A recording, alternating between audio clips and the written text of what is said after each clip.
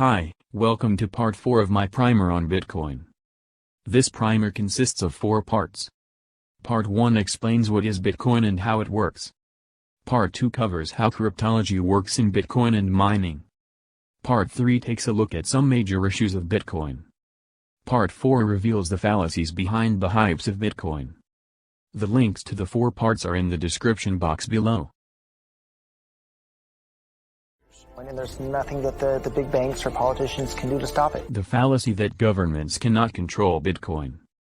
Bitcoiners boast it is beyond government control. It is open source and on distributed network basis. Governments are unable to shut down the system. Bitcoin thus offers the public an alternative monetary system free of government manipulation. No risk of being denied access to your cash due to bank failures, or debasement of your currency by corrupt and incompetent governments. This is a somewhat simplistic worldview. Bitcoin is currently banned in Bolivia, Pakistan, Bangladesh, Saudi Arabia, Qatar, Macedonia, Vietnam, Algeria, and China. Nigeria and India are the latest countries to shut down cryptocurrencies. Iran has shut down on cryptocurrency exchanges. There is no technical barrier to banning cryptocurrencies, as Bitcoiners like to think. All that's required is legislation to make it illegal. Wi-Fi availability may still allow residents access to Bitcoin, but merchants and banks will not touch it if it becomes illegal, thus effectively killing off the cryptocurrency. The reason why Bitcoin is not universally banned, is due mainly to the fact it has not really gone mainstream. With its low valuation previously, the capitalization was not significant. Governments see no threat, and have basically been sitting back, and trying to understand the phenomenon of cryptos. But with Bitcoin now at $50,000, its total capitalization has risen to a very significant $0.9 trillion. Compare this to US money supply M2, which is $19 trillion in 2020. It would be naive to think governments are still nonchalant about this. An early red flag appeared in the business of crypto exchanges. There have been corporate failures and fraud, which left many investors robbed of their Bitcoins. To protect the investing public, U.S. government stepped in quickly and implemented regulatory guidelines in 2017 on crypto exchanges. This underlines regulatory control is always just one step away.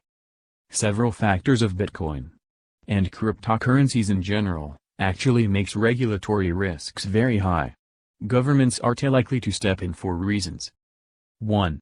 Bitcoin's privacy promotes nefarious activities such as money laundering, terrorism funding, drug trafficking, human trafficking, scams, etc. 2.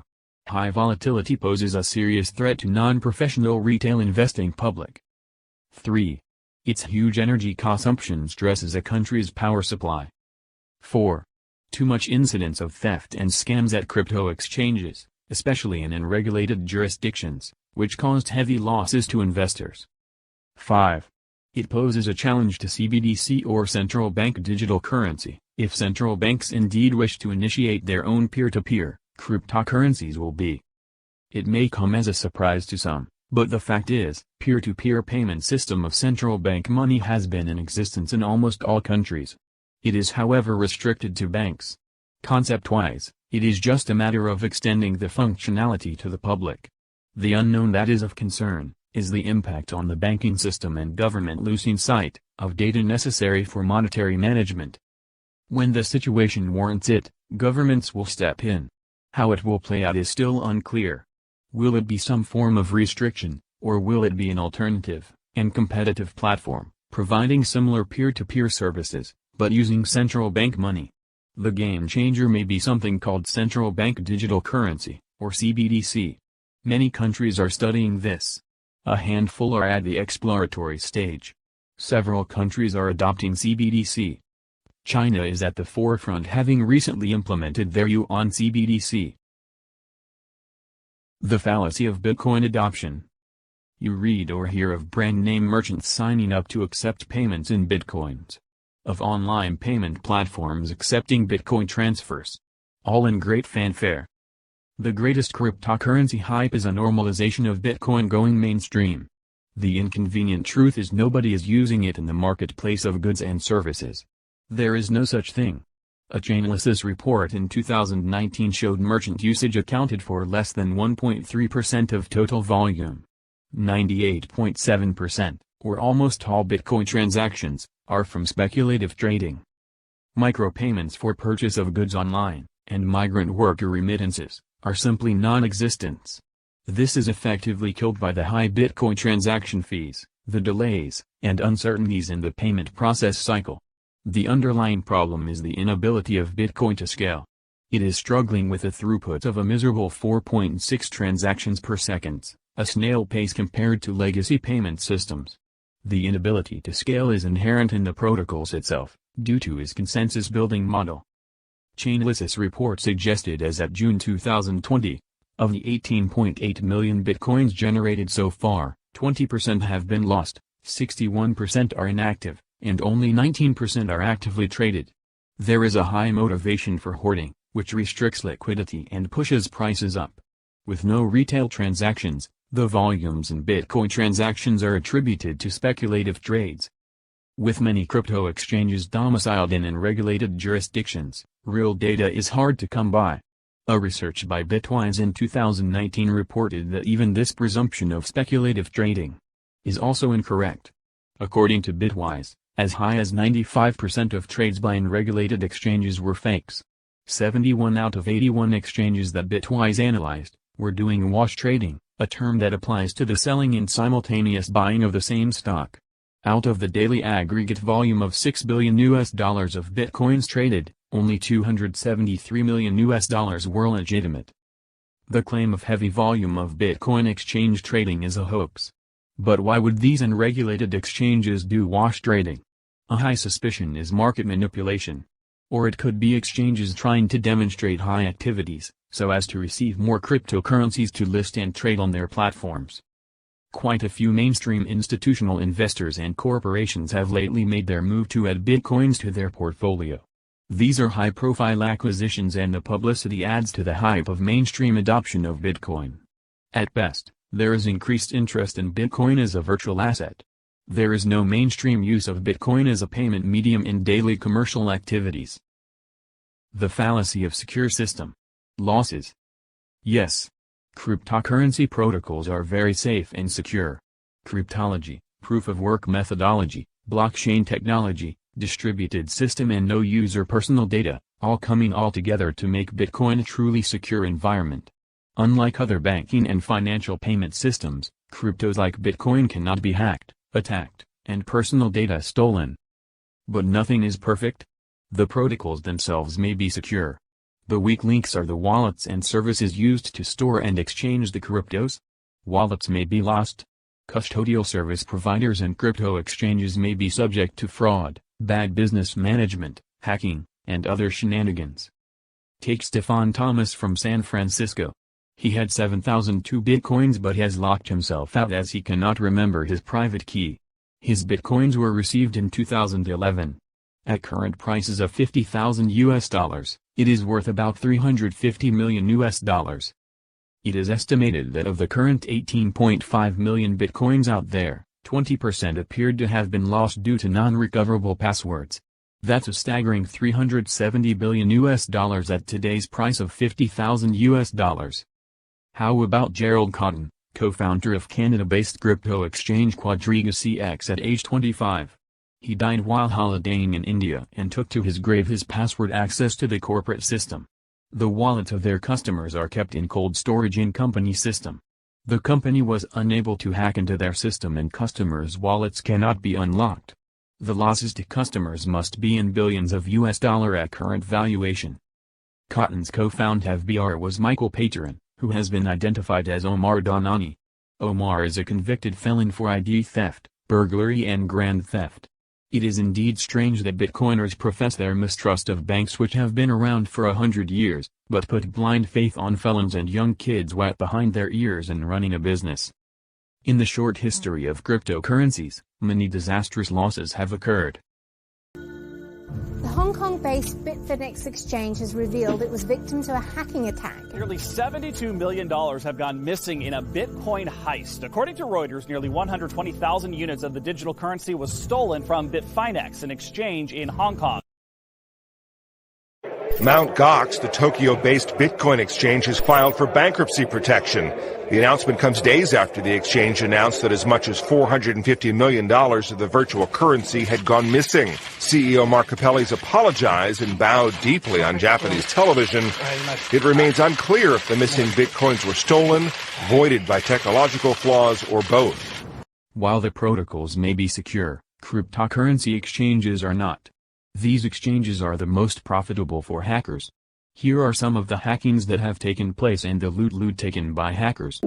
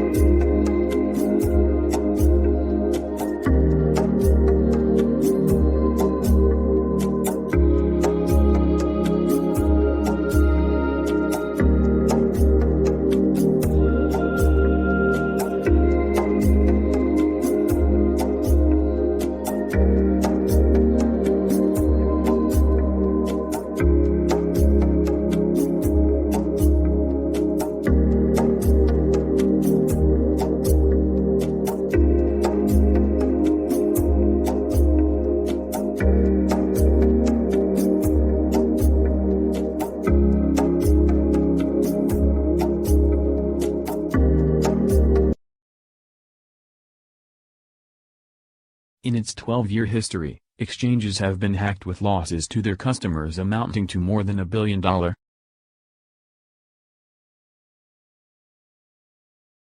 The fallacy of secure system. 51% attack. Bitcoin uses the consensus-building approach to decide which new block is to be added to the blockchain. This gives rise to a situation where a miner, who has superior computing capacity, has a sort of market power. It can manipulate what gets into a block. With high hashing power, the miner has a better chance of mining a new block faster than the others. This puts him in a position to game the system in what is known as the 51% attack. 51% attack works somewhat like the routine blockchain forking explained in Part 2, except that in this case, the forking is manipulated. Let me illustrate. Suppose all nodes are now at block height 77 on the yellow blockchain. The attacker makes a payment. He sends a TXO for BTC 10,000 to ABC Limited for purchase of some gold bars. All miners are now racing to mine block number 78. They all picked up attacker's TXO from their mempool. The attacker also continues to mine for block number 78, but he does not pick up his own TXO of BTC 10,000. He successfully solved the mathematical problem. He does not broadcast his new blue block number 78 but keeps it as an orphan block in his own server.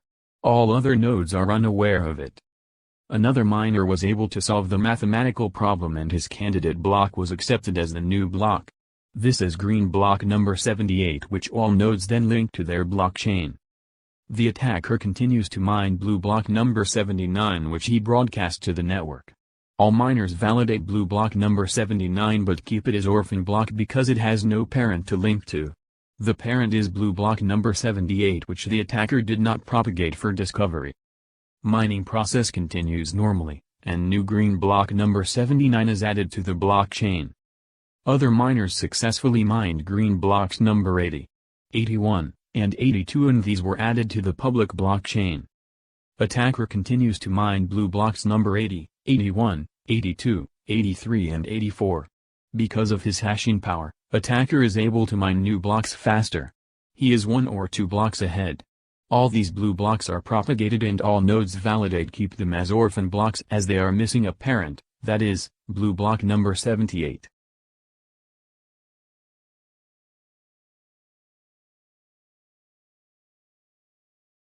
By now, ABC Limited has delivered the gold bars to attacker. Attacker then broadcasts his blue block number 78 to the network for discovery. All nodes validate blue block number 78. Blue blocks number 79 to 84 can now be linked to blue block number 78 whose parent is yellow block number 77. There are now 2 chains. One is the yellow-green chain and the other the yellow-blue chain. Bitcoin protocol rules that when there is a challenge, the blockchain which has done the most work is adopted. The longer chain is the one which has more work done.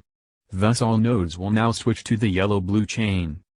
When all the other nodes drop the yellow-green chain and switch to the yellow-blue chain, any TXO that were in the green blocks and not found in the blue blocks, will be returned to senders. No one can delete another person's transaction. But transactions can be returned. In this situation, previously confirmed transactions are returned to the payers. The attacker's TXO of BTC 10,000 paid to ABC Limited is in green block number 78 but not in blue block number 78. Thus this transaction will be returned to attacker. ABC Limited will be out of funds and thus will suffer losses as the gold bars have been delivered. Attacker has received the gold bars. With the TXO returned to him, the attacker now has UTXO, or unspent 10,000 bitcoins to spend again. In the short history of cryptocurrencies, there have been several 51% attacks with million-dollar losses. Examples: 1. Ethereum Classic July to August 2020 attack. Losses of $5.6 million US. 2. Bitcoin Gold January 2020 attack. Losses of $18 million US. 3. Verge XVG 2018 attack. Losses of $4 million US. 4. Vertcoin 2018 attack. Losses about $100,000 US. No one can steal somebody's bitcoins, nor make payments using another person's bitcoins, without having access to his private key. No one can create any new bitcoins for themselves other than the rewards for a successful block mine. A 51% attack cannot do any of these. What a 51% attack can do: 1. It can be used to create double spend opportunities. 2. It causes previously confirmed transactions to be returned to sender, thus putting at risk payees who have delivered their goods. In this example, ABC Co Limited, who had 10,000 bitcoins taken back from him, where can he seek recourse in an unregulated market? For all he knows, the attacker could be from Timbuktu. 3. An attacker can also flex his hashing power muscles by frustrating other miners in the same process. Each time he engineers a fork, he prevents mining success for other miners. 4. A 51% attack can be used to damage the integrity of the cryptocurrency. It is a way to game the cryptocurrency exchange market. An attacker can short the market, do an attack, then sit back and watch the market take a dive. This would certainly be a much more lucrative objective. In the 4 examples mentioned, did anyone short the market and made a killing? There is no data, but wouldn't it be interesting to know? With Bitcoin at $50,000 US, shorting the market must surely occupy the mind of the one with the computing power, especially in a market known for its volatility. It is theoretically called a 51% attack, but such attacks are also possible with someone having a lower hashing power. It has been suggested that anything from 35% has the capability to mount such an attack. A 51% attack requires huge investment in computing power and huge energy bills. It thus reduces the opportunities. A further protection is where the system is extremely large, making it a more risky financial gamble. In this regards, Bitcoin Standard is more secure than all the other cryptocurrencies. The huge cost involved means that it is very unlikely any miner can attain 51% hashing power in Bitcoin. However, miners have organized themselves in mining pools to galvanize their resources and share the revenue. The hashing power of pools can be very significant. In 2014, the mining pool Gash.io reached 51% hashing power. They have pledged not to use their power in ways detrimental to Bitcoin, on the argument that their own interest will also be impacted. Bitcoiners do not trust banks or central banks. But they will trust someone with the power to launch a 51% attack, simply on the strength of the latter's pledge. The fallacy of secure system. A flaw in the blockchain. You have heard the use of cryptology and distributed network makes Bitcoin a very secure system. Yet there is an inherent weakness in the system that Bitcoiners don't hype about. These have been known for a while, but has still to be addressed. In the Black Hat Asia event held in Singapore in 2015, Interpol researchers together with specialists from Kaspersky Lab, revealed they have discovered that protocols of cryptocurrencies contain a fixed open space on the blockchain, where data can be stored, referenced, or hosted. This means malware, or other images or data, can be embedded. There is no known means of a way to wipe it. There is a possibility the system can be held hostage to some zero-day attacks. In 2018, researchers from the German RWTH University published their study on bitcoins. They showed Bitcoin architecture allowed several methods to insert arbitrarily non-financial data into its blockchain, in both intended and unintended ways. Their report indicated arbitrary data can be irrevocably recorded onto the blockchain. That means they cannot be reversed, or deleted. They discovered 1,600 arbitrary files, 90% of which were texts and images. Many of these were pornographic and included links to child pornography sites. The unintended nefarious use of the system subject Bitcoin to the risk of catastrophic collapse in a government intervention. On top of that, under U.S. laws, all Bitcoin nodes that copy and propagate these objectionable materials are participating in illegal activities. Fallacy of cheap money transfers. There are two parts to the cost of money transfer. First, let's talk of the transfer of Bitcoins from one person to another. Yes, it is true this is peer-to-peer, that is, payer to payee directly, without any middleman in between. Transaction fee in Bitcoin is voluntary. You can make a payment with zero fees. But that transaction will have a lower priority and there may be delays in getting picked up by miners for inclusion in a new block. That means delayed confirmation of your transaction. So in reality, all payers cough up a small fee. The Bitcoin system design inherently causes fees to rise as its popularity rises. It's the same reason for all cost behavior. Scarcity causes prices to rise given demand is unchecked. Bitcoin is designed to process less than 4.6 transactions per second. A new block is added every 10 minutes and there is an average of only 2,759 transactions per block. With increased activity, payers are forced to increase their fees in order to get their transactions selected by miners. Take a look at the chart. There have been wild swings in the fees. Fees have been very volatile and have increased dramatically over the years. At this rate, it is still comparatively cheap for high-value transactions, compared to legacy payment systems. However, for micropayments, it is ridiculous. Will anyone pay a $14 transaction fee for a $7 Starbucks coffee? The high transaction fee effectively kills Bitcoin for micropayments.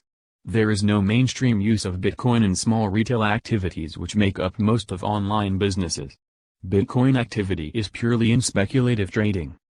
Bitcoiners will point out how banks, remittance companies, credit cards, and PayPal rip you off with high transaction fees compared to Bitcoins.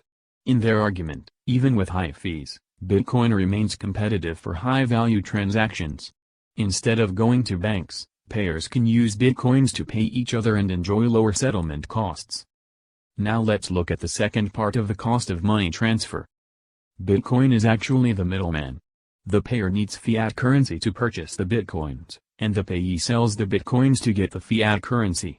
The first mile and the last mile exchanges have a higher hidden cost. For the payer, there is the fiat currency to Bitcoin exchange cost. For the payee, he too suffers the exchange cost of converting Bitcoins back to fiat.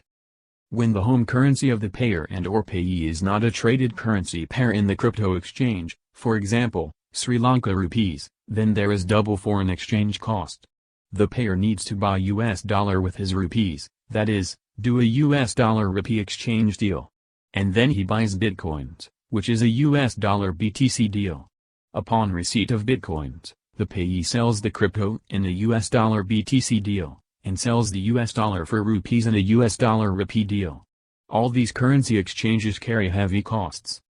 The settlement of the fiat currencies may be cross-national. This means additional time required for the money to move through correspondent banking systems. Probably another 2 or 3 days. It also means additional cost. Apart from the issue of higher cost, the high volatility of Bitcoin exposes the parties to additional risks. The payee also experiences delays in getting his funds in rupees. Some exchanges have restrictions on maximum fiat withdrawals. In high-value business deals, there is a cost to delayed funds. The payee is also exposed to confirmed Bitcoin transactions being returned in blockchain forks and 51% attacks. In the case of high-value commercial transactions of millions of dollars, will both payer and payee accept the counterparty risks of brokers and crypto exchanges, especially in non-regulated jurisdictions? The fallacy of peer-to-peer payment. You've heard this many times before. Bitcoin is a peer-to-peer payment system. There is no third-party banks to milk the system on fees. Wrong again. You need to have Bitcoins before you can make any payments. If not, then you need to go to a broker or a crypto exchange and purchase Bitcoins there. And how do you pay for these Bitcoins? Bank transfers, of course. You still need your bank accounts and real central bank currencies.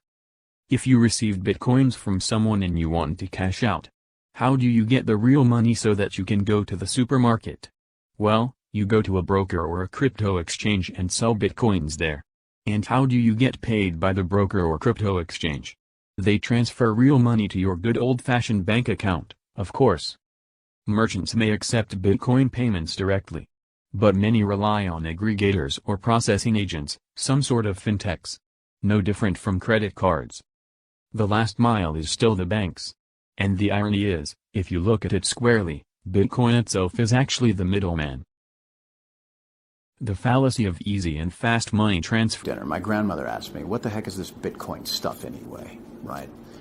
And I said to her, do you remember when Visa cards first came out? You were used to paying with cash or with a check, and then a Visa came out. It was this weird payment system that you didn't understand. And she said, yeah, I remember that. I said, well, Bitcoin is just the next evolution of another payment system. Bitcoiners say it's effortless and very quick to make a payment. Money can be sent any time of the day, in the comfort of your living room, and can be received almost immediately. Does grandma know how do you get hold of a wallet, how to set up her private key, public key and addresses? Where to buy the Bitcoin? How to cash out to your local currencies? What transaction fees to pay, the crypto exchange fees and fiat to Bitcoin exchange costs? When is the network less congested to pay so as to lower fees? What needs to be done if transaction is stuck in the system? Etc., etc. Your payment is confirmed once your transaction gets into a new block which is approved. Bitcoiners say it takes about 10 minutes for a new block to be added to the blockchain. That does not mean your transaction takes about 10 minutes to be confirmed. The real universe does not operate in that manner. There is more fuss than you think, for both the sender and the receiver. Let's suppose you have sufficient unspent Bitcoins to make the payment. Firstly, there could be a backlog at the mempool. The full nodes keep your transaction in a mempool which is like a waiting area where they hope to be picked up by miners. The mempool is in the RAM chips of the full nodes computers. They are constrained to allocate too much space for this. Most allocate about 30 megabytes for the mempool. If their mempool is full when you broadcast your transaction, you will encounter a reject. Your wallet will keep resending. It may take a few minutes before your transaction can get through. Secondly, your transaction may take a while to be picked up by miners into a new block. There are thousands of other transactions in the mempool waiting to be picked. Miners tend to give priority to those with higher fees. Depending on the traffic, your transaction may get stuck in the waiting room anything from a few minutes up to about 72 hours. Bitcoin Core does not fix a time limit for rejecting transactions, it is up to the miners. Most miners will return transactions that have been in the mempool after about 3 days. Thirdly, if your transaction is returned, your wallet will resend it again. The waiting time is repeated. Fourthly, if the transaction is picked up by miners, it takes about 10 minutes for the new block to be confirmed. Your transaction is then considered confirmed. Fifthly, even though your transaction may be confirmed, the contractual obligation may not have been satisfied. If you paid for some products, the vendor may not have delivered the goods. It depends on the risk level of the vendor. A Bitcoin payment may not be cancelled, but it may be returned in the event of a blockchain fork. See the Bitcoin Part 2 video which explains what a blockchain fork is. For this reason, vendors may wait until there is a certain depth to the new block before they release their goods. The deeper the depth of the block, the lesser risk of a return. Generally, a depth of 6 is considered very safe. That means, after your transaction has been confirmed, vendors may wait for another 5 new blocks to take place before they will release the goods. At 10 minutes per block, it means another 50 minutes wait. Sixthly, When the recipient finally has the Bitcoin and he wants to cash out in his home currency, he goes to the crypto broker or exchange to sell the Bitcoin for fiat. The recipient then makes the Bitcoin transaction to pay the broker or exchange.